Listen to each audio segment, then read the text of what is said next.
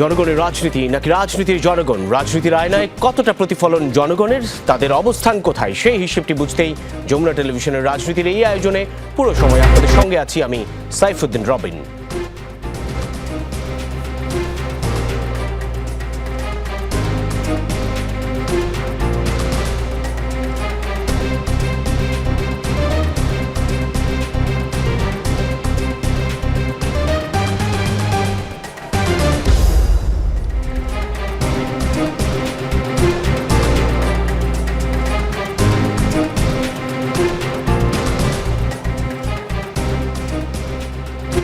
রাজনীতির মাঠে এখন নানান সমীকরণ, পাল্টাপাল্টি অভিযোগ, আলোচনা, সমালোচনা, সব মিলিয়ে সবকিছুর কেন্দ্রে 12 ফেব্রুয়ারি নির্বাচন। এসব নিয়েই আজ আমাদের আলোচনা। আর আমাদের সঙ্গে আজকের আলোচনায় যারা যুক্ত হবেন তাদের সঙ্গে পরিচয় করিয়ে দিচ্ছি। ABM মোশাররফ হোসেন, প্রশিক্ষণ বিষয়ক সম্পাদক, BNP। রয়েছেন মাহবুব আলম, যুগ্ম মুখ্য সমন্বয়ক ও সহ শিক্ষা সম্পাদক, জাতীয় নাগরিক পার্টি। রয়েছেন অ্যাডভোকেট শাহ মোহাম্মদ মাহফুজুল হক, বাংলাদেশ জামায়াতে ইসলামী শাহবাগ পশ্চিম থানার আমির। আছেন আবুল হাসান রুবেল, নির্বাহী সমন্বয়কারী, গণসংহতি আন্দোলন। আমি শুরুতেই যেতে চাই মাহবুব আলম, যুগ্ম মুখ্য সমন্বয়ক, জাতীয় নাগরিক পার্টি। আপনি নিশ্চয়ই আমাকে শুনতে পাচ্ছেন। একটু জানতে চাওয়া, রাজনীতির ভাষা আসলে কেমন হওয়া উচিত? অর্থাৎ একটা অভ্যুত্থান হলো, যে অভ্যুত্থানে এই দলের অনেক ছাত্র সংগঠনের, এই দলের ছাত্র নেতৃবৃন্দ মূলত নেতৃত্ব দিয়েছে সেই অভ্যুত্থানে। এরপর ফ্যাসিবাদ বিরোধী ঐক্যবদ্ধ সব রাজনৈতিক দলের একটা সম্মিলিত চেষ্টা ছিল এই অভ্যুত্থানে একটা মার্জিত, সভ্য, এমন একটি বাংলাদেশ চেয়েছিল সাধারণ মানুষ। সেই সভ্য, মার্জিত, উগ্রতা কিংবা হিংসা, বিদ্বেষ বিরোধী রাজনৈতিক চর্চা কি আসলে চলছে? আপনার কি মনে হয় মাহবুব আলম? ধন্যবাদ আপনাকে এবং ধন্যবাদ যমুনা টেলিভিশনের দর্শকবৃন্দকে। আসলে 5ই আগস্ট আমরা যেই নতুন বাংলাদেশের কথা বলেছি এবং যে নিউ সেটেলমেন্টের কথা বলেছি, আমরা সেই পথে হাঁটছি এবং আমরা যেই সংস্কারগুলোর কথা এতদিন ধরে বলে আসছি, সেই সংস্কারগুলো যখন আমরা দেখেছি যে একটি বড় দল সেই সংস্কারের বিপক্ষে অবস্থান নিয়েছে এবং অধিকাংশ সংস্কারগুলোকে তারা নোট অফ ডিসেন্ট দিয়েছে, তখন আমাদের বাধ্য হয়েই অন্য যারা আসলে এই সংস্কারের পক্ষে অবস্থান নিয়েছে তাদের সাথে আমাদের আসলে আলাপ আলোচনা চালিয়ে যেতে হয়েছে। তাদের সাথে আমাদের ঐক্যবদ্ধভাবে এই সংস্কার বাস্তবায়নে আমাদের কাজ করে যেতে হচ্ছে। এবং আপনি যদি দেখেন যে 5ই আগস্ট পরবর্তীতে এই যে আগের মতো যে হিংসাত্মক রাজনীতি এবং আগের মতো যে মারামারির রাজনীতি, কাটাকাটির রাজনীতি, সেই কাটাকাটির রাজনীতি যে পুরনো বন্দোবস্তের যেই যারা বড় দল হিসেবে নিজেদেরকে দাবি করে তারা কিন্তু সেটা অব্যাহত রেখেছে। অন দ্য আদার হ্যান্ড আমরা যেই আসলে একটা সুন্দর এবং সম্প্রীতির রাজনীতির কথা বলেছি, আমরা যে বলেছি যে আসলে এই যে নতুন বাংলাদেশ, আগামীর বাংলাদেশকে এগিয়ে নেওয়ার জন্য আমাদের আসলে এই সংস্কারগুলো বাস্তবায়ন করা দরকার। কারণ আগে যেটা হতো যে প্রধানমন্ত্রী চাইলেই যে কোনো। মাহবুব আলম, আমি স্পেসিফিকলি একটু জানতে চাই, আপনি নিশ্চয়ই শুনতে পাচ্ছেন, আপনার কাছে স্পেসিফিকলি জানা, সংস্কারের বিপক্ষে আসলে কোন দল অবস্থান নিয়েছে, তাদের কি অবস্থানের কারণে আপনার মনে হলো তারা সংস্কারের বিপক্ষে অবস্থান নিয়েছে?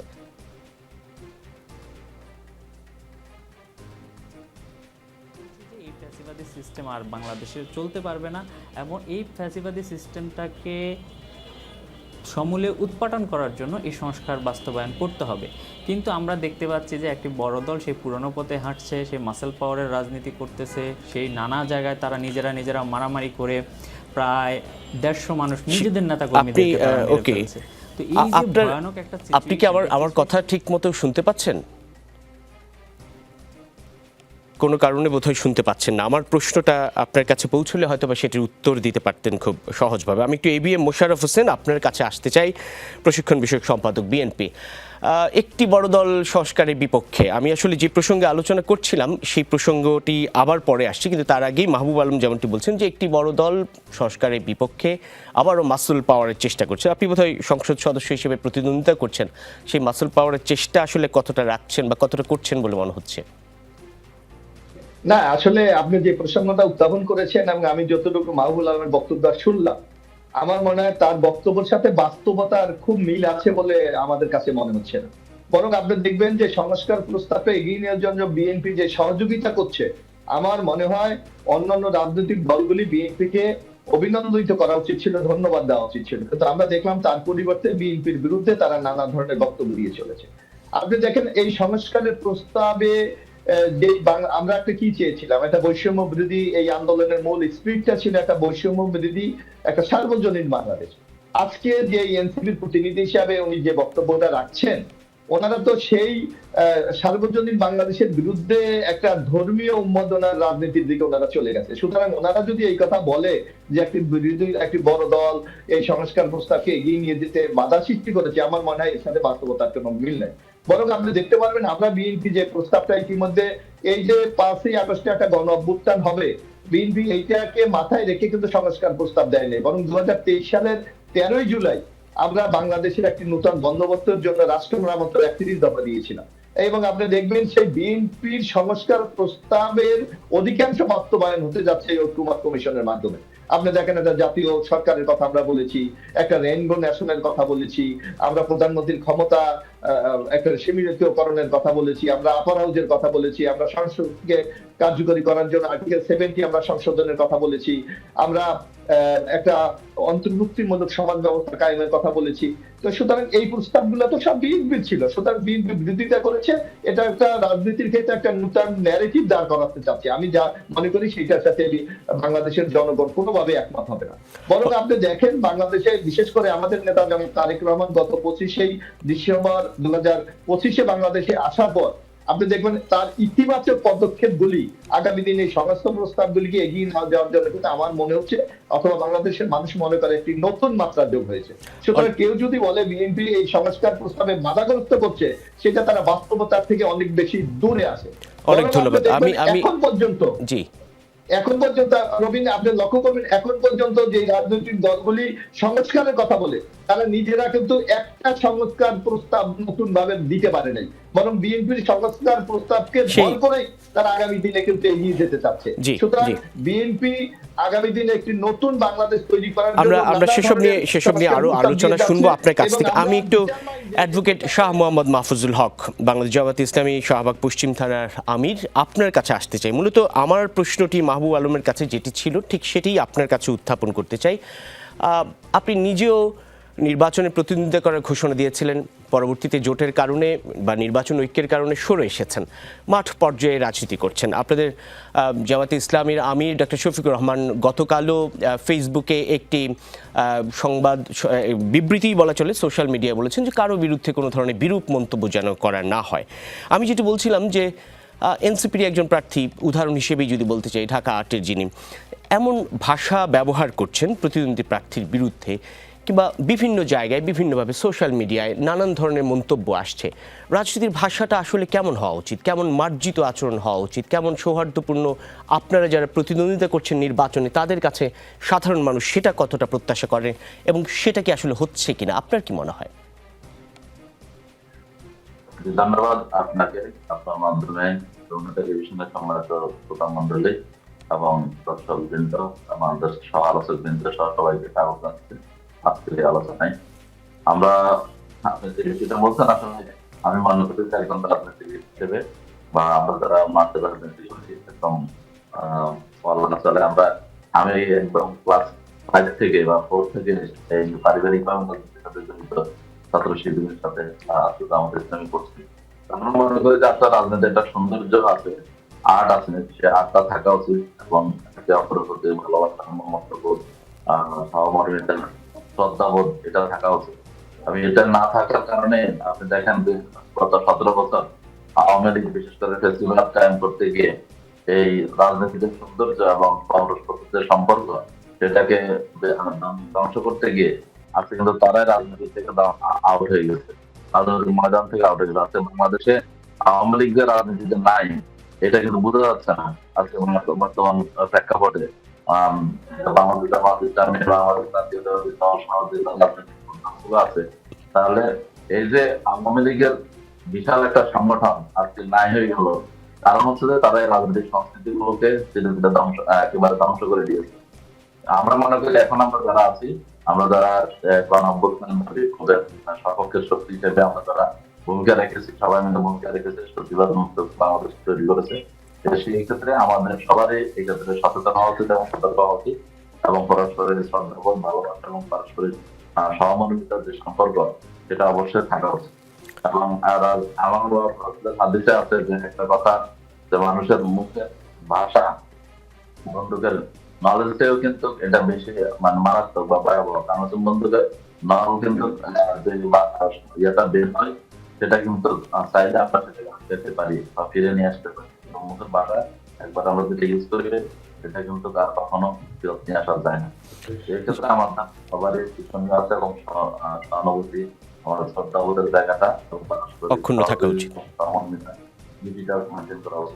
জি জি, অনেক ধন্যবাদ অ্যাডভোকেট শাহ মোহাম্মদ মাহফুজুল হক, বাংলাদেশ জামায়াতে ইসলামী শাহবাগ পশ্চিম থানা। আমি যেতে চাই আবুল হাসান রুবেল, নির্বাহী সমন্বয়কারী, গণসংহতি আন্দোলন। এই উত্তপ্ত বাক্য বিনিময় কিংবা পরস্পর বিরোধী অবস্থান, বক্তব্য, রাজনৈতিক সৌন্দর্যের কথা বলছিলাম, স্থিতিশীলতার কথা বলছিলাম, সেটা আগামী নির্বাচনকে ঘিরে কতটা উস্কানিমূলক পরিস্থিতি আসলে তৈরি করতে পারে বলে আপনার মনে হয় আবুল হাসান রুবেল? কেননা নির্বাচনে সমালোচনা হচ্ছে, আলোচনা হচ্ছে, বিতর্ক হচ্ছে, নানান ধরনের প্রশ্ন উঠছে পরস্পর বিরোধী, কিন্তু উত্তাপ ছড়াতে উস্কানিমূলক বক্তব্যের কতটা ভূমিকা থাকতে পারে বলে মনে হয় আপনার? ধন্যবাদ আপনাকে। আসলে এই কথাটা বহুদিন যাবৎ আমরা বলে আসছি যে বাংলাদেশে আমরা যত ধরনের সংস্কারের প্রস্তাব করেছি, সংস্কার প্রস্তাবগুলো নিয়ে আলাপ হয়েছে, সেগুলোর ভিতরে ঐক্যমত্য হয়েছে। কিছু কিছু বিষয়ে কারো কারো ভিন্ন মত আছে, নোট অফ ডিসেন্ট আছে। সেগুলো একটা সংগ্রামের প্রক্রিয়ায়, এগুলো আবার নতুন করে আমরা একটা জায়গায় যাব। কিন্তু রাজনৈতিক সংস্কৃতির যদি পরিবর্তন না হয়, তাহলে আসলে কাগজের সংস্কার দিয়ে আসলে খুব বেশি লাভ হবে না। রাজনৈতিক সংস্কৃতির একটা পরিবর্তন খুবই জরুরি, এবং আমরা আসলে পরস্পরের বিরুদ্ধে প্রতিদ্বন্দ্বিতা করব, একজন আরেকজনকে শত্রু ভাবাপন্ন জায়গায় রেখে যে শত্রুতা করা, এই শত্রুতা করার জায়গা থেকে বের হয়ে এসে বরং পলিসির জায়গায় আমার কি পলিসি এবং তার কি পলিসি, এই পলিসি নিয়ে তর্ক হবে। পরস্পরের সঙ্গে আমরা মানে একটা সহযোগিতামূলক সম্পর্ক বজায় রাখবো দেশকে এগিয়ে নিয়ে যাওয়ার ক্ষেত্রে। এই জায়গাগুলো হচ্ছে একটা গণতান্ত্রিক মূল্যবোধের একটা প্রকাশ। এই গণতান্ত্রিক মূল্যবোধের প্রকাশ এবং একটা রাজনীতিকে, যখন আপনি একটা পার্লামেন্টারি ডেমোক্রেসিকে এগিয়ে নিয়ে যেতে চান, তাহলে এই রাজনৈতিক সংস্কৃতি যদি আসলে না থাকে, তাহলে এটা আস্তে আস্তে ভেঙে পড়তে থাকে। এবং এটা ভেঙে পড়ার ক্ষেত্রে মানে এটা থিওরিটিক্যালিও বলা হয় যে একটা ডেমোক্রেটিক মানে পলিটি বা ব্যবস্থা, এই ব্যবস্থাটা আসলে কাজ করে অনেকগুলো স্পেসকে কেন্দ্র করে। তার ভিতরে এই স্পেসগুলো যদি আপনি আস্তে আস্তে করে ভেঙে ফেলতে চান, তার ভিতরে এই ল্যাঙ্গুয়েজ একটা গুরুত্বপূর্ণ জায়গা। এই জায়গাটা যখন আমি ভেঙে ফেল দিই, তখন আসলে এই প্রতিদ্বন্দ্বিতাটা একটা শত্রুতায় রূপান্তরিত হয়ে যায়, এবং শত্রুতার জায়গা থেকে তখন আসলে পরস্পরের সঙ্গে নানা ধরনের মানে সংঘর্ষ এবং অন্যান্য জিনিসেরও আসলে আবির্ভাব ঘটতে পারে। যেইটা আসলে একটা নির্বাচন, সুষ্ঠু নির্বাচন শুধু নয়, আমি মনে করি সামগ্রিকভাবে একটা গণতান্ত্রিক ব্যবস্থা চালানোর ক্ষেত্রেই একটা হুমকি। ফলে আমরা পরস্পর আলাদা আলাদা নীতি আছে, আদর্শ আছে, পলিসি আছে, সেই সমস্ত জায়গা থেকে পরস্পরের বিষয়ে আমরা কথা বলবো এবং জনগণের কাছে আমাদের বার্তা নিয়ে যাব। জনগণ যাকে গ্রহণ করবেন তিনি আসলে রাজনীতিতে এগিয়ে যাবেন। এটাই আসলে একটা গণতান্ত্রিক পদ্ধতির নিয়ম, এবং সেইটার ভেতরেই যদি আমরা কাজ করি, সেক্ষেত্রে এই ভাষাও একটা গুরুত্বপূর্ণ তার অংশ, এবং এই ভাষাটা দিয়ে যদি আমরা আসলে শত্রুতা যদি তৈরি করি, তাহলে গণতান্ত্রিক ব্যবস্থাটাও ভেঙে পড়ার দিকে অগ্রসর হতে পারে বলে আমার মনে হয়। অনেক ধন্যবাদ। আবারও যেতে চাই মাহবুবুল হক, এনসিপির যুগ্ম মুখ্য সমন্বয়ক। নিশ্চয়ই এখন আপনি আমাকে পরিষ্কারভাবে শুনতে পাচ্ছেন। আপনারা একটা জোটের সঙ্গে নির্বাচন ঐক্য ইতিমধ্যেই ঘোষণা করেছেন, 11 দলীয় নির্বাচনী ঐক্য। সেই ঐক্যের সমঝোতা কি চূড়ান্ত রূপে হলো বলে মনে করেন? সেটি আপনাদের খানিক আগেই আপনাদের দলের যিনি সভাপতি নাহিদ ইসলাম, তিনি বলেছেন গণঅভ্যুত্থানের আকাঙ্ক্ষাকে ধারণ করে 11 দলীয় নির্বাচনী ঐক্য হয়েছে। আজকের পর থেকে কেউ কোনো রাজনৈতিক দলের প্রার্থী নয়, যাকে যেখানে দেওয়া হবে তার সমর্থনে সকলকে কাজ করার আহ্বান। সেই আহ্বান কতটা প্রতিপালন হবে বলে মনে করেন, এবং এই ঐক্যের ভবিষ্যৎ আসলে কতটা উজ্জ্বল? কেননা এখনও অনিশ্চিত একটি দলের অবস্থান নিয়ে, সেটি নিয়ে কোনো অনিশ্চয়তা আছে বলে আপনারা মনে করেন কিনা? দেখেন, আমাদের দলের প্রধান নাহিদ ইসলাম স্পষ্ট করেই বলেছেন, কেউ যদি আসলে এই জোটে না আসেন তাহলেও এই জোটের প্রক্রিয়া চলতে থাকবে। এবং বাকি দলগুলো আমরা ঐক্যবদ্ধ আছি এবং আমরা চেষ্টা করতেছি যে সম্মিলিত এক ওয়ান বক্স পলিসি নীতি গ্রহণ করে এবং প্রত্যেকটি আসনে আমরা প্রার্থী দিতে এবং আমাদের প্রার্থীরা একটি প্রতিদ্বন্দ্বিতামূলক নির্বাচন আয়োজনের জন্য যথোপযুক্ত ভূমিকা রাখবে। এবং আমরা খুবই আশাবাদী যে এই জোট আগামীর সরকার গঠন করবে এবং বাংলাদেশের মানুষ এমন একটি জোট পেতে যাচ্ছে। আপনি যদি দেখেন এই জোটে আপনি যেমন 1971 সালের সম্মুখ সারির মুক্তিযোদ্ধা পাবেন, আপনি এই জোটে গণ অভ্যুত্থানের সম্মুখ সারির নেতৃত্ব দানকারীদেরকে পাবেন। অর্থাৎ এই জোটটা এমন একটি জোট হয়েছে যেখানে আপনি একটি সম্মিলিত প্যাকেজ পাবেন। তো বাংলাদেশের জনগণ এতদিন ধরে আসলে এরকম একটি জোটের প্রত্যাশাই ছিল, সেই মানুষের প্রত্যাশা এই জোটের মাধ্যমে প্রতিফলিত হচ্ছে এবং আগামী নির্বাচনে মানুষ এই জোটকে ভোট দিয়ে সংসদে প্রতিনিধিত্ব করার সুযোগ করে দেবে বলে আমরা আশা রাখছি। ABM মোশাররফ হোসেন, প্রশিক্ষণ বিষয়ক সম্পাদক, বিএনপি, আপনার কাছে আসতে চাই। শুনছিলাম অন্য জোটের খবরাখবর। আপনাদের নির্বাচনে আসন সমঝোতা হয়েছে বিভিন্ন দলের সঙ্গে যারা দীর্ঘদিন আপনাদের সঙ্গে যুগপৎ আন্দোলনে ছিল। সেই আসন সমঝোতা যে সকল প্রার্থীদের সঙ্গে হয়েছে সেখানে আপনাদের দলেরই বিদ্রোহী প্রার্থীরা প্রতিদ্বন্দ্বিতা করছেন, তাদের অনেককে বহিষ্কার করা হয়েছে, কিন্তু এখনও বহিষ্কারের পরেও সেটার কোনো সমঝোতা হয়নি। দলের সবচেয়ে সর্বোচ্চ নেতা যিনি, তিনি আপনাদের দলের একজন প্রার্থীর বিরুদ্ধে দাঁড়ানো এক বিদ্রোহী প্রার্থীর সঙ্গে আলাপ আলোচনা করেছেন, সাক্ষাৎ করেছেন, এরপরে সেখান থেকে চলে গেছেন, তারপরে আবার সেই প্রার্থী সাংগঠনিক কর্মকাণ্ডের কারণে বা সংগঠন বিরোধী কর্মের কারণে বহিষ্কৃত হয়েছেন। এই যে বিদ্রোহী প্রার্থী যারা আছে তাদেরকে নিয়ন্ত্রণ করতে পারছেন কি পারছেন না, এমন একটা দোলাচালের মধ্যে কতটা স্মুথ হচ্ছে আসলে আপনাদের পথ চলা?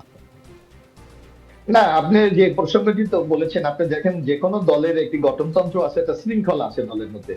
যদি কেউ দলের নিয়ম নীতি শৃঙ্খলার মধ্যে না থাকে তাহলে শাস্তিমূলক ব্যবস্থা নেওয়ার বিধানই কিন্তু আমাদের গঠনতন্ত্রে আছে। সুতরাং আপনি লক্ষ্য করবেন যে বিএনপি যে জোটকে আসনগুলি ছেড়ে দিয়েছে, অর্থাৎ যাদেরকে আসন সমঝোতা করা হয়েছে, সেখানে বিএনপির কোনো নেতা বা কোনো প্রার্থী যদি প্রতিদ্বন্দ্বিতা করে থাকেন সেখানে পার্টি কিন্তু তার বিরুদ্ধে ব্যবস্থা গ্রহণ করেছে, তাকে দল থেকে প্রাথমিক সদস্য পদ থেকে বহিষ্কার করেছে।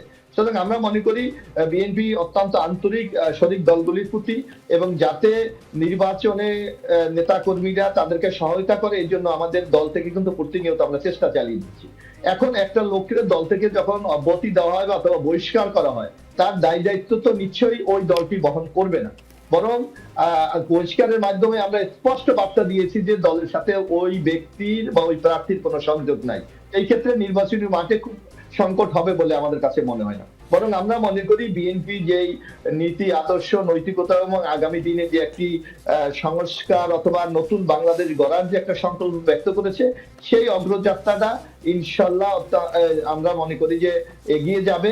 এবং বাংলাদেশের জনগণ, আপনি ইতিমধ্যে লক্ষ্য করেছেন যে আমার বিএনপির যে ইতিবাচক পদক্ষেপগুলি, সেই পদক্ষেপের প্রতি আস্থা রেখে আগামী দিনে বিএনপির প্রতি তাদের ম্যান্ডেট অথবা রায় প্রদান করবেন, যার মাধ্যমে আমরা মনে করি আগামী দিনে ইনশাল্লাহ বাংলাদেশের রাষ্ট্র ক্ষমতায় বিএনপি আসবে। এবং শরীরদেরকে নিয়ে আমরা ইতিমধ্যে ঘোষণা করেছি যে বিএনপি যদি এককভাবে রাষ্ট্র ক্ষমতা যাওয়ার যোগ্যতা অর্জন করে, আমরা সবাইকে নিয়ে একটি জাতীয় সরকার গঠন। কিন্তু আপনাদের এই বিদ্রোহী প্রার্থীদের যদি দমন করতে না পারেন, সেটা আপনাদের জন্য কতটা চ্যালেঞ্জের হবে বলে মনে হয়? সেখানে কোনো চ্যালেঞ্জ ফিল করেন কিনা? আপনি আমাদের দলের মধ্যে যদি যে যারা মনে করেন বিএনপি, আপনি এখানে দুটা ভাগ আছে, আপনাকে একটা লক্ষ্য করতে হবে। একটা হলো যারা আমরা আমাদের শরিক দল, তাদের একটা ক্ষেত্র, আর আমাদের দলের ইন্টারনাল একটা ক্ষেত্র। সুতরাং আমরা যারা শরিক দলের বিরুদ্ধে ক্যান্ডিডেট হয়েছে তাদেরকে কিন্তু ইতিমধ্যে দল বহিষ্কার করেছে, দল থেকে তাদেরকে চূড়ান্ত ভাবে বহিষ্কার করে তাদেরকে জানিয়ে দেওয়া হয়েছে তারা দলের কেউ না। কিন্তু ইন্টারনাল যেগুলি আছে, ইতিমধ্যে আপনি লক্ষ্য করবেন যে সারা বাংলাদেশে পর্যায়ক্রমে আমাদের বিদ্রোহী প্রার্থীরা তাদেরকে নিজেদেরকে প্রত্যাহার করে নিচ্ছে। এবং সর্বশেষ আমরা মনে করি যে দিন প্রত্যাহার হবে, বিএনপিতে কোনো বিদ্রোহী প্রার্থী থাকবে না। আমরা ঐক্যবদ্ধ ভাবে জনাব তারেক রহমানের নেতৃত্বে ইনশাল্লাহ আগামী দিনে আমরা নির্বাচন করতে পারবো। এই ক্ষেত্রে কোনো সংশয় আছে বলে আমরা মনে করি না, এবং কোনো বিদ্রোহ প্রার্থীও আমাদের থাকবে। জি, অনেক ধন্যবাদ। শাহ মোহাম্মদ মাহফুজুল হক, বাংলাদেশ জামায়াতে ইসলামী শাহবাগ পশ্চিম থানার আমির, আপনার কাছে প্রশ্ন। জামায়াতে ইসলামের আমির ডক্টর শফিকুর রহমান খানিক আগেই সংবাদ সম্মেলনে বলেছেন অতীতের মতো ইলেকশন ইঞ্জিনিয়ারিং বরদাস্ত করা হবে না। সেই সঙ্গে আসন পুনর্বিন্যাসও হয়েছে, যেখানে বাংলাদেশ জামায়াতে ইসলামী 179টি আসন, এনসিপি প্রতিনিধিত্ব করছে 30টি আসনে, বাংলাদেশ খেলাফত মজলিসের প্রার্থী 20টি আসনে, মাওলানা মামুনুল হকের নেতৃত্বাধীন যে বাংলাদেশ খেলাফত মজলিস এবং খেলাফত মজলিস 10টি আসনে, এবি পার্টি 3টি আসন, বাংলাদেশ নিজামী ইসলামী পার্টি 2টি, লিবারেল ডেমোক্রেটিক পার্টি এলডিপি 7টি, বাংলাদেশ ডেভেলপমেন্ট পার্টি 2। 11 দলীয় নির্বাচনী ঐক্য, কোনো জোট নয়। ইসলামী আন্দোলন বাংলাদেশের সঙ্গে শেষ পর্যন্ত কি দাঁড়ালো আপনাদের অবস্থান? জি, ধন্যবাদ আপনাকে। যে আসলে ইসলামী আন্দোলন বাংলাদেশ, আমরা মনে করি যে এখন পর্যন্ত তারা চূড়ান্ত সিদ্ধান্ত দেয় নাই, কিন্তু বাংলা চূড়ান্তভাবে অবস্থান ক্লিয়ার করেন নাই। আমরা আশা করি যে ওনারাও থাকবেন। এখন ওনাদের জন্য তা চিরকাল অপেক্ষা করা যাবে না, নির্বাচনের একটা ট্রেন আছে এবং সেটা তো সামনের দিকে এগিয়ে যাবে। তো আমরা নাই এখনো দ্বন্দ্বে আছে, ওনাদের অবস্থান হাতে ক্লিয়ার করেন নাই এবং আমরা বিভিন্ন মাধ্যম থেকে আন্দোলন আসবেন এবং সর্বশেষ আমি আপনি তো বললেন যে আসেন নাই নাকি? সর্বশেষ দেখার সুযোগ পাই নাই।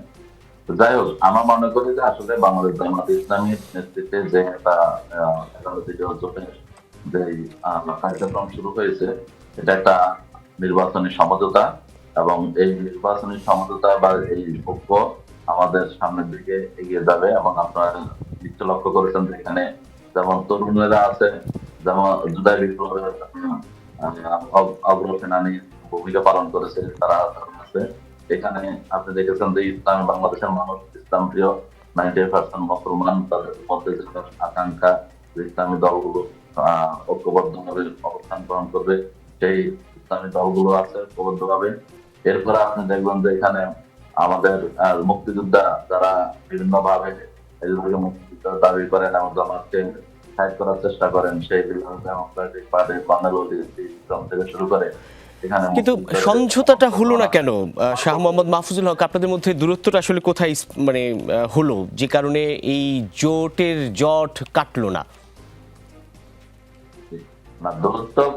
দূরত্ব বলতে কি আপনি জানেন, এটা তো আপনার বাংলাদেশ একটা ইমার্জেন্সি পিরিয়ড পার করছে এবং আপনারা জানেন যে আগে যখন কোন একটা জোট গঠিত হতো দীর্ঘদিন আন্দোলন সংগ্রাম মাঠে ভূমিকার মাধ্যম দিয়ে একটা পথ পরিক্রমার মধ্য দিয়ে জোট করতে, কিন্তু এই বাংলাদেশ জামাত ইসলামী নেতৃত্বে এখন যে জোটটা গঠিত হচ্ছে এটা কিন্তু একেবারেই সাম্প্রতিক এবং অল্প সময়ের মধ্যে এটা নির্বাচনকে কেন্দ্র করে চলছে। সেখানে দীর্ঘ আন্দোলন সংগ্রাম বা দীর্ঘ পথ পরিক্রমা পাড়ি দেওয়ার যে সুযোগ বা সম্ভাবনা সুযোগ সেটা আমরা পাই নাই, যার কারণে এখানে আন্ডারস্ট্যান্ডিং থাকতে পারে।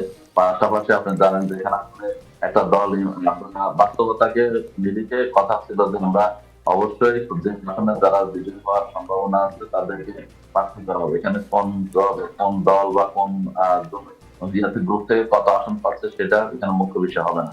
দুর্ভাগ্যজনক ভাবে অনেক ক্ষেত্রে আমরা দেখি যে মানে জনগণের যে জরিপ হয়েছে, সেই জরিপের মাধ্যমে যে চিত্র ফুটে উঠেছে, এখন সেটাকে ধারণ না করে যে অমুককে বেশি দেওয়া হয়েছে অমুককে কম দেওয়া হয়েছে আরো বেশি সম্ভাবনা ছিল। আপনি বাংলাদেশের বিষয়টা খেয়াল করেন যে তাদের সারা ইতিহাসে রাজনৈতিক ইতিহাসে কিন্তু একটা আসন পাওয়ার কোনো সম্ভাবনা নেই, মানে সুযোগ হয় নাই। তারপরে তো আপনারা জোট করেছেন তাদের সঙ্গে। 110টা বা 100টা আসন দাবি করে, এখন বাস্তবতা হচ্ছে যে আমাদের এখানে শুধুমাত্র নিজেদের মধ্যে প্রতিযোগিতা না, এখানে তো হচ্ছে যে আমাকে বিরোধী পক্ষ আছে বা জোট আছে তাদের সাথে প্রতিযোগিতা করে আমাকে আসন বিজয়ী হয়ে আসতে হবে। বিজয়ী হয়ে না আসতে পারলে আমরা আসন নিলেন, কিন্তু সেটা যদি অন্যরা যদি বিজয়ী আমাদের পরাজিত হন তাতে জোটের সামগ্রিকভাবে ক্ষতি হবে। জি, অনেক ধন্যবাদ শাহ মোহাম্মদ মাহফুজুল হক। ইতিমধ্যেই 253টি আসনে নির্বাচনী সমঝোতা হয়েছে এই 11 দলীয় নির্বাচনী ঐক্যের। এখন বাকি এক দল থাকবে কি থাকবে না, অর্থাৎ 10 দলীয় নির্বাচনী ঐক্য হবে নাকি 11 দলে হবে, সেটি নির্ধারণ হবে আগামীকাল।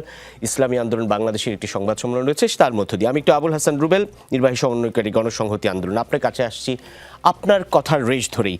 অর্থাৎ অভিযোগ অনিয়মের নিষ্পত্তি না হলে পোস্টাল ব্যালট বৈধতা হারাবে। এই বৈধতা হারানো কোন পর্যায়ে গিয়ে নিয়ে যেতে পারে আমাদের আসন্ন জাতীয় নির্বাচনকে? ধন্যবাদ।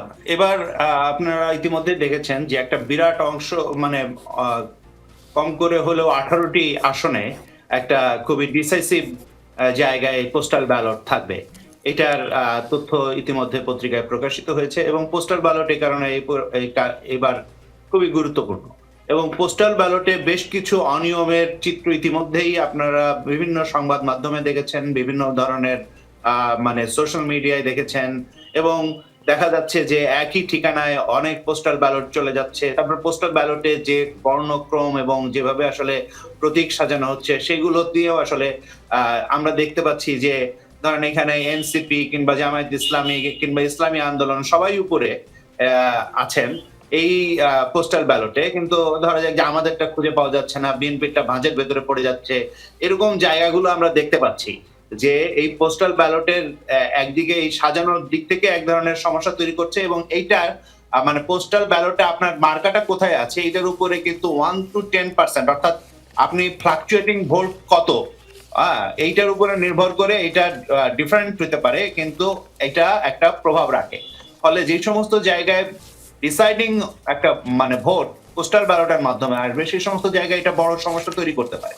এবং ইতিমধ্যে যে সমস্ত অস্বচ্ছতা, এই সমস্ত অস্বচ্ছতার বিষয়ে যদি মোকাবেলা না করেন ইলেকশন কমিশন এবং এই সমস্ত বিষয়ে ব্যবস্থা নেয় না, তাহলে তো পুরো পোস্টাল ব্যালট এবং পোস্টাল ব্যালট বিষয়ে আসলে জনগণের ভেতরে সন্দেহ তৈরি হবে।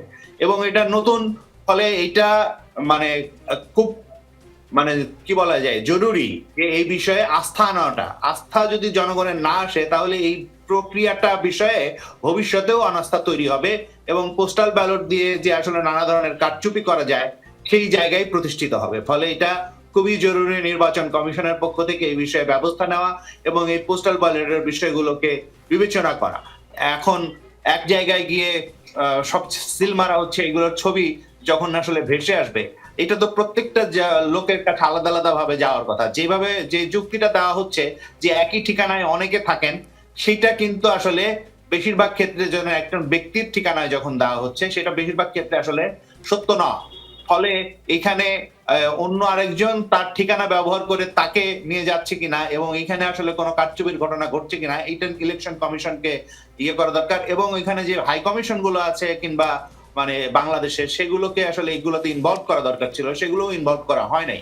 এই সমস্ত জায়গাগুলো নিয়ে আমরা বলছি যে পোস্টাল ব্যালটে আমরা ইতিমধ্যেই যারা আমাদের সদস্য বিদেশে থাকেন তারা অভিযোগ করেছেন এই সমস্ত অভিযোগগুলো বিষয়ে, এবং নানা ধরনের সংবাদ মাধ্যমে যে বিষয় আছে সেগুলো বিষয়ে আমরা নির্বাচন কমিশনের দৃষ্টি আকর্ষণ করেছি এবং বলেছি এই সমস্ত বিষয়ের মীমাংসা না হলে আসলে পোস্টাল ব্যালট প্রশ্নবিদ্ধ হবে। অনেক ধন্যবাদ। ইতিমধ্যেই নির্বাচন কমিশন পোস্টাল ব্যালটের জন্য সকল সংশ্লিষ্ট দূতাবাসের প্রতিনিধিদের সাথে বৈঠক করেছে। সে বিষয়ে তারা তাদের অবস্থান পরিষ্কার করেছে। দেশের ভিতরে ভোটের জন্য প্রতীক বরাদ্দ হওয়ার পরে পাঠানো হবে এবং নিজস্ব ঠিকানা না থাকায় স্থানীয় মেইল বক্স ঠিকানা ব্যবহার করা হয়েছে। অসঙ্গতি বেশি হলে লাইভ ভেরিফিকেশন বাধ্যতামূলক করা হবে। এটি হচ্ছে নির্বাচন কমিশনের অবস্থান, সর্বশেষ অবস্থান। আমরা আবারও ফিরবো রাজনীতির আলোচনায়। আমাদের সঙ্গে 4 জন অতিথি রয়েছেন। রাজনীতিতে কোনো বিরতি নেই, তবুও ফিরছি একটু পর। আমাদের সঙ্গেই থাকুন।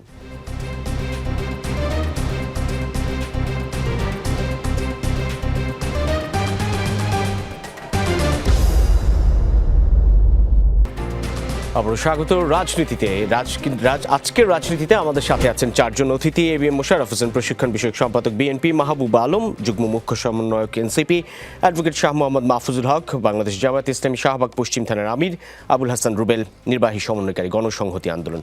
মাহবুব আলম, আপনার কাছে আসতে চাই এই অর্থে, বিএনপি আজকে কালকে দুদিন ধরেই একটি অভিযোগ করে আসছে, বেশ কয়েকটি রাজনৈতিক দল তাদের প্রতীক সহ সরাসরি নিজ নিজ প্রার্থী ও দলের জন্য ভোট চাইছেন বিভিন্ন কর্মসূচির মাধ্যমে এবং অনলাইনে। আপনাদের গণভোটের প্রচারণায় বা হা ভোট প্রচারণায় আপনাদের দলের আহ্বায়ক থেকে শুরু করে অধিকাংশ প্রার্থী মাঠে জনসংযোগ করছে। এটা কি নির্বাচনী আচরণবিধির কোনো লঙ্ঘন ঘটছে বলে মনে করেন আপনারা? আনুষ্ঠানিকভাবে 22 জানুয়ারি থেকে নির্বাচনী প্রচারণা করার কথা। দেখেন, 22 জানুয়ারি থেকে নির্বাচনী প্রচারণা শুরু হবে, সেটা ঠিক আছে, কিন্তু আমরা যখন দেখি একটি দল গণভোটের বিপক্ষে অবস্থান নিয়েছে, তখন আসলে দায়িত্বটা আমাদের কাঁধে এসে পড়ে যে গণভোটের পক্ষে মানুষকে জনসচেতনতা তৈরি করা। সেই জায়গা থেকে আমাদের দলের প্রধান থেকে শুরু করে অন্যরাও হচ্ছে এই গণভোটের পক্ষে প্রচার প্রচারণা করছেন, মানুষদেরকে সচেতন করার চেষ্টা করছেন। কারণ আগামীর আসলে বাংলাদেশটাকে বিনির্মাণের জন্য গণভোটে হাঁকে জয়যুক্ত করতেই হবে। এই জায়গা থেকে আসলে আমাদের কাছে এর বিকল্প নেই। মানুষকে আসলে সচেতন করতে হবে, মানুষের কাছে যেতে হবে, মানুষের কাছে গিয়ে ডোর টু ডোর ক্যাম্পেইন করে মানুষকে বোঝাতে হবে গণভোটের প্রয়োজনীয়তা, গণভোট কেন দরকার, গণভোট না হলে আসলে আগামীর বাংলাদেশে কি কি ঘটবে। আমরা সেই জিনিসগুলো আসলে মানুষের সামনে তুলে ধরবার চেষ্টা করছি এবং মানুষ আসলে সচেতন হচ্ছে এবং আমরা খুবই আশাবাদী যে আগামীর যে গণভোট হবে সেই গণভোটে হ্যাঁ জয়যুক্ত হবে। গণভোটের প্রচারণায় অন্তর্বর্তী সরকারও আছে। আপনি বলছেন বারবার একটি দল গণভোটের বিপক্ষে বা না ভোটের পক্ষে, কিন্তু হা ভোটের পক্ষে আপনারা সরকারের সঙ্গে প্রচারণায় অংশ নিয়ে কিংবা আলাদা করে একই রকম অবস্থান থেকে প্রচারণায় অংশ নিয়ে দলীয় প্রতীক নিয়ে প্রচারণা করছেন, সেটি আচরণবিধি লঙ্ঘন ঘটছে বলে মনে করেন কিনা?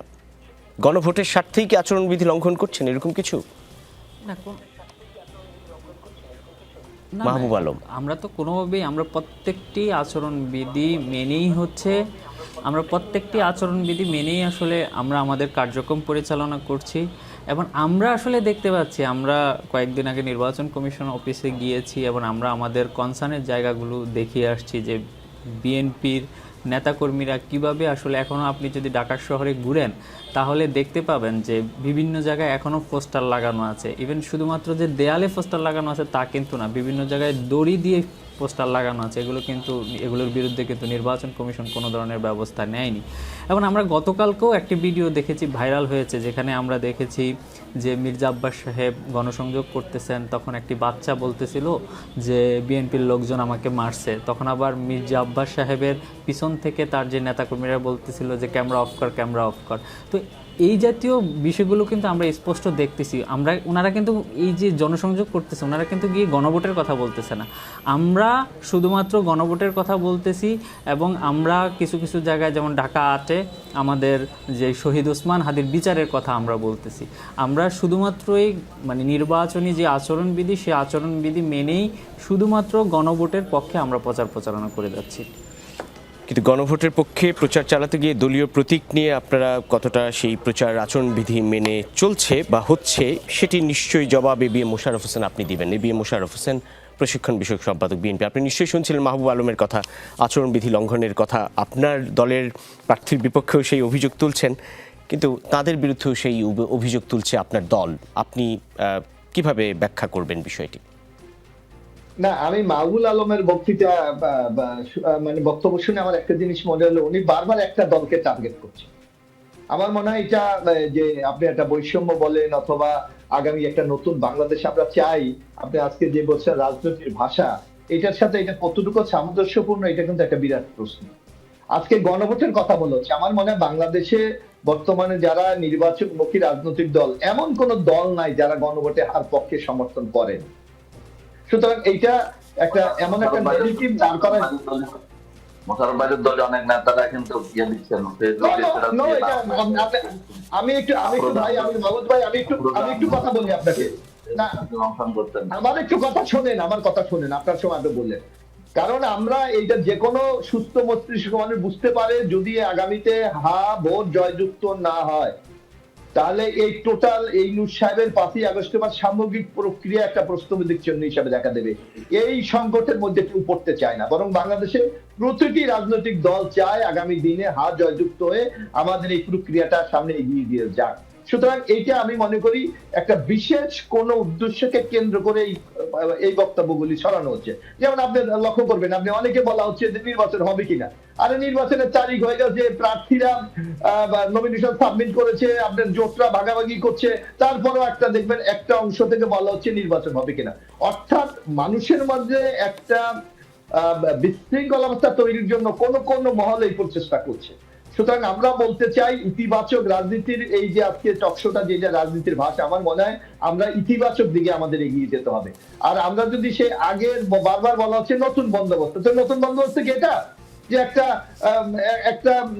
যে কোনো ইস্যু দাঁড় করিয়ে আপনি একটা বিভ্রান্ত তৈরি করা? আজকে এই বলা হচ্ছে একটি রাজনৈতিক দল আমাদের এই মির্জা আব্বাস সাহেব যেমন একটা দলের প্রার্থী, উনি কিন্তু বিএনপির একটা নীতি, একটা রাজনৈতিক পদও ওনার আছে, সুতরাং অনেকে রাজনৈতিক কর্মকাণ্ড কিন্তু পরিচালিত করতে হচ্ছে। সুতরাং আপনাকে সেই রাজনৈতিক কর্মকাণ্ড পরিচালনা করতে গিয়ে যদি আপনি বলেন এইটা নির্বাচনের আচরণবিধি লঙ্ঘন, এইটা তো মেনে নেওয়া যায় না।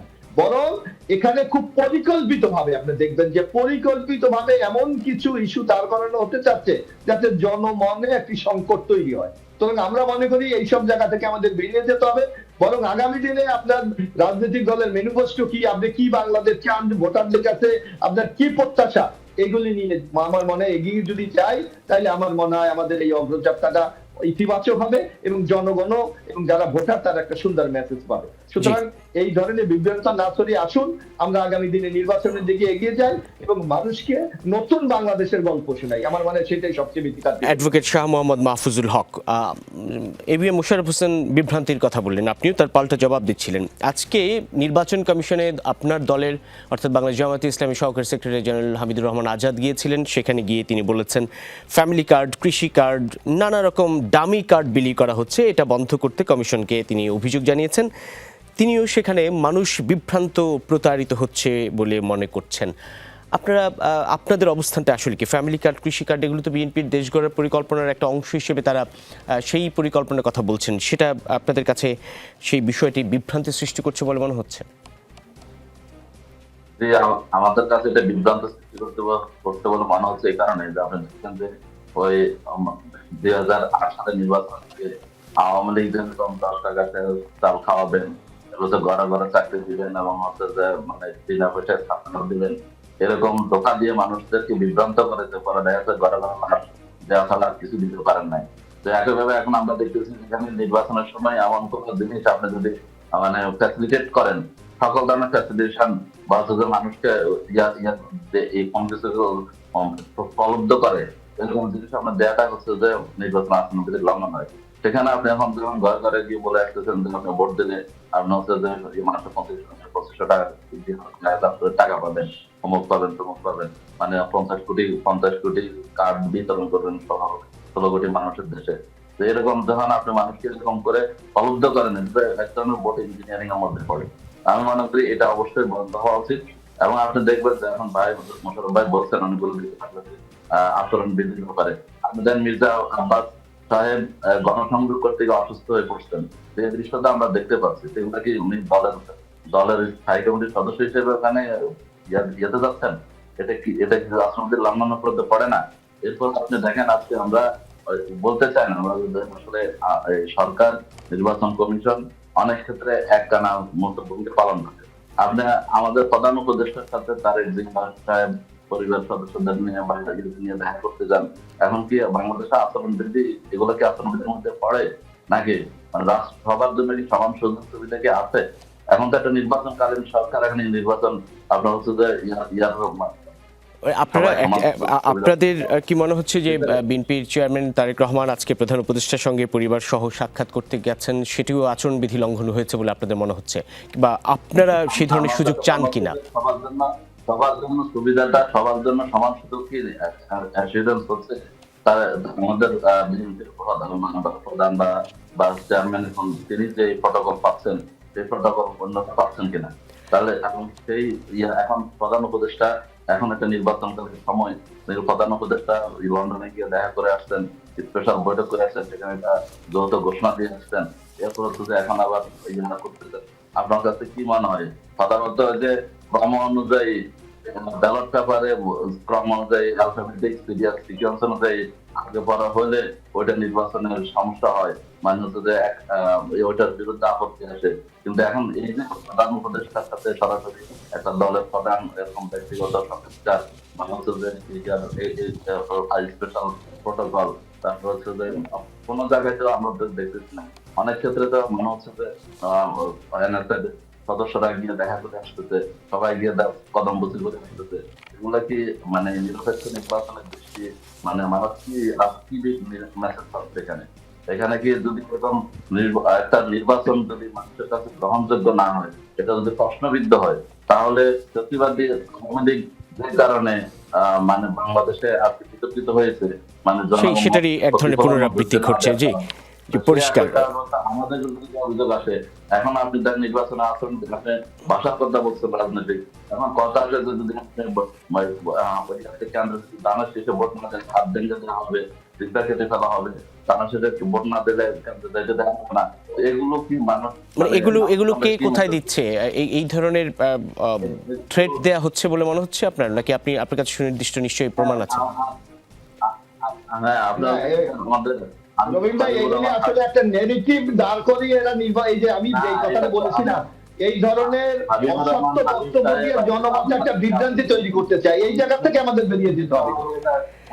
আমি অনেক ধন্যবাদ। আমি আপনাদের বক্তব্য শুনতে পেলাম। আমি একটু আবুল হাসান রুবেল আপনার কাছে যেতে চাই। আপনার কাছে সেই একই প্রসঙ্গ বা একই কথার রেশ ধরে কথা। বিএনপির তরফ থেকেও আজকে বলা হয়েছে লেভেল প্লেইং ফিল্ড নেই। বিএনপি যিনি নির্বাচন পরিচালনা কমিটির একজন মুখপাত্র মাহাদি আমিন, তিনি বলেছেন নানা উপায়ে লেভেল প্লেইং ফিল্ড নষ্ট করা হচ্ছে, একটি বিতর্কিত নির্বাচন প্রক্রিয়া সৃষ্টি হতে যাচ্ছে।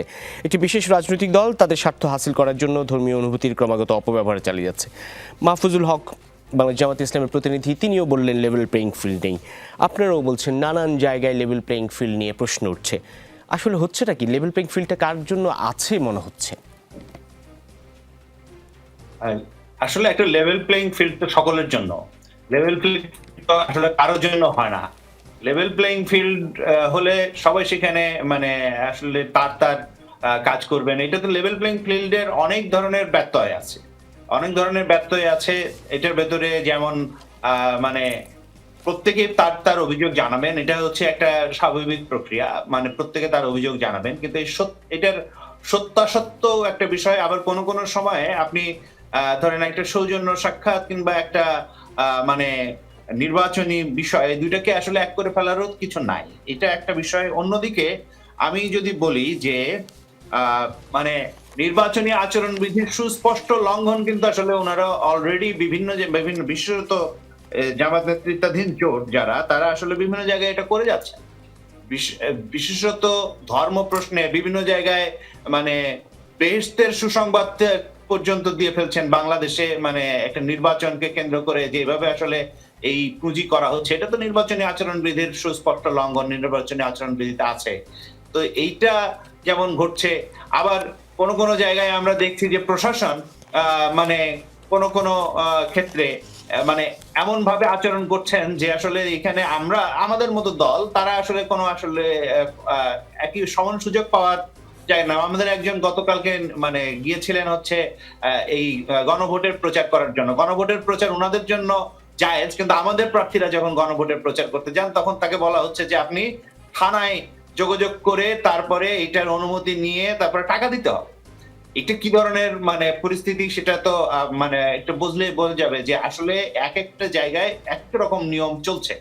এবং এই যে এইভাবে আসলে পুরো বিষয়টাকে বাংলাদেশে একটা নির্বাচনে আমেজ বলে ব্যাপার আছে, নির্বাচনী ভাষা, বডি ল্যাঙ্গুয়েজ বলে ব্যাপার আছে, এই সরকারের পক্ষে আসলে এখনো পর্যন্ত পুরোপুরি সেটা তৈরি করা সম্ভব হয় নাই, যেখানে আসলে জনগণের ভেতরে এই আস্থাটা আসবে যে এই সরকার সকলের জন্য সমান সুযোগ তৈরি করবে, সমস্ত জায়গায় সমান সুযোগ তৈরি করা হবে এবং প্রশাসন নিরপেক্ষভাবে ভূমিকা পালন করবে এবং কোন ধরনের মানে কারো দিকে হেলে পড়বে না। এই জায়গাটা তৈরি করার জন্য আমরা বারবার বলে আসছি যে অন্তর্বর্তীকালীন সরকারকে এখন আসলে একটা নির্বাচন পরিচালনা করার জন্য তত্ত্বাবধায়ক মোডে চলে যেতে হবে। এইরকম কথাবার্তাগুলো আমরা বলে এসেছি। ধরেন অন্তর্বর্তীকালীন সরকার হিসাবে তার যা দায়িত্ব, সেই দায়িত্বের জায়গা থেকে এখন কিন্তু আসলে একটা নির্বাচনের মৌসুমে তিনি আসলে তত্ত্বাবধায়ক সরকারের যে ধরনের দায়িত্ব, সেই ধরনের দায়িত্ব পালন করার কথা। এই অন্তর্বর্তীকালীন সরকারের মানে যে সমস্ত মানে এজেন্ডা ছিল, ধরেন বিচার, সংস্কার, নির্বাচন, সেইখানে এখন এসে যে পরিস্থিতি আছে বাংলাদেশের খুব শীঘ্রই নির্বাচন, সেখানে আসলে তাকে প্রধানত নির্বাচনকে কেন্দ্র করেই তার এই কার্যক্রম পরিচালনা করার কথা এবং তার জন্য প্রয়োজনীয় যে সমস্ত প্রশাসনের মাঠ পর্যায় থেকে শুরু করে অন্যান্য সমস্ত জায়গায় যে প্রস্তুতি, সেই প্রস্তুতির এখনো পর্যন্ত ঘাটতি দেখছি। পুলিশ এখনো পর্যন্ত যথার্থ ভূমিকা অবতীর্ণ হতে পারেনি। অন্যান্য বাহিনী যারা আছেন তারা তো একটা স্ট্রাইকিং ফোর্স, ফলে তারা তো এই জায়গায় পালন করতে পারবেন না। ফলে এই সমস্ত ক্ষেত্রে আমি মনে করি যে এখনো অস্ত্র উদ্ধার অনেকগুলো বাকি আছে। ফলে বিভিন্ন জায়গায় হত্যাকাণ্ড, তারপরে সহিংসতা এগুলো বিদ্যমান আছে। ফলে সামগ্রিকভাবে একটা নির্বাচনের ভেতরে যে আমেজ থাকে, একটা নির্বাচনের ভেতরে যে উৎসবের জায়গা থাকে, সেইটা আসেনি।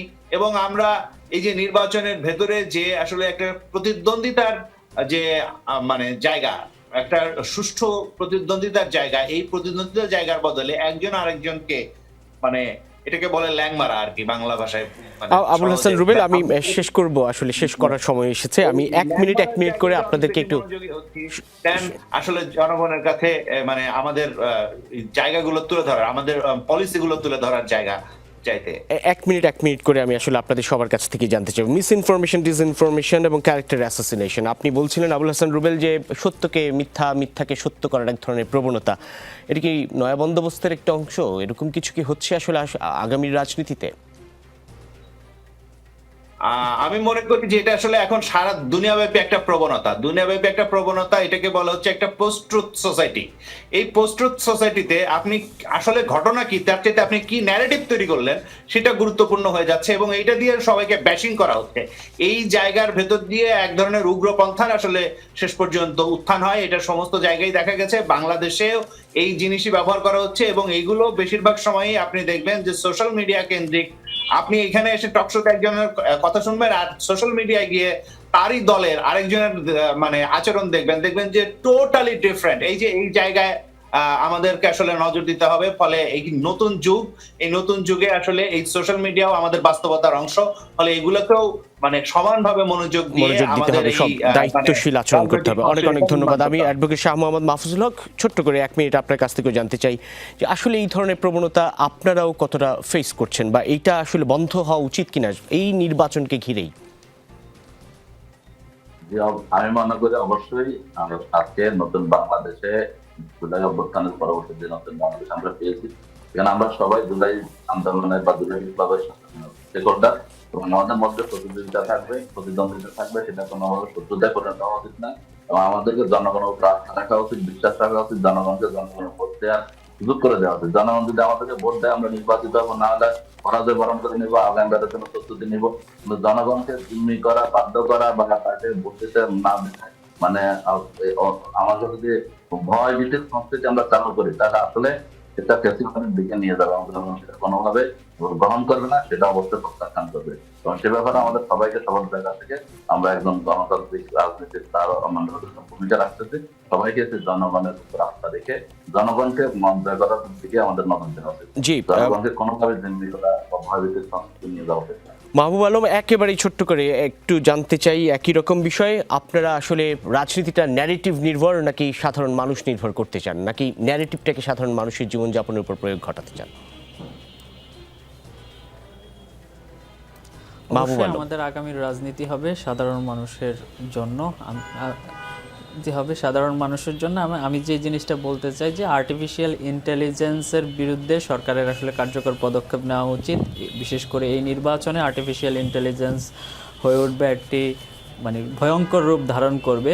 এই জায়গা থেকে আর্টিফিশিয়াল ইন্টেলিজেন্সের ব্যাপারে সরকারের গুরুত্বপূর্ণ পদক্ষেপ নেওয়া উচিত ছিল, কিন্তু আমরা আসলে কোনো ধরনের কোনো ভূমিকা আপনাদের চোখে পড়ছে না। অনেক ধন্যবাদ। এবি মোশাররফ হোসেন, আপনার কাছেও ঠিক এক মিনিট, আমি একেবারেই ছোট্ট করে যদি বলতেন যে এই বিষয়গুলো কতটা চ্যালেঞ্জের মুখে ফেলবে বা নির্বাচনকে ঘিরে সাধারণের মধ্যে বিভক্তি, সহিংস পরিস্থিতি সৃষ্টি করতে পারে?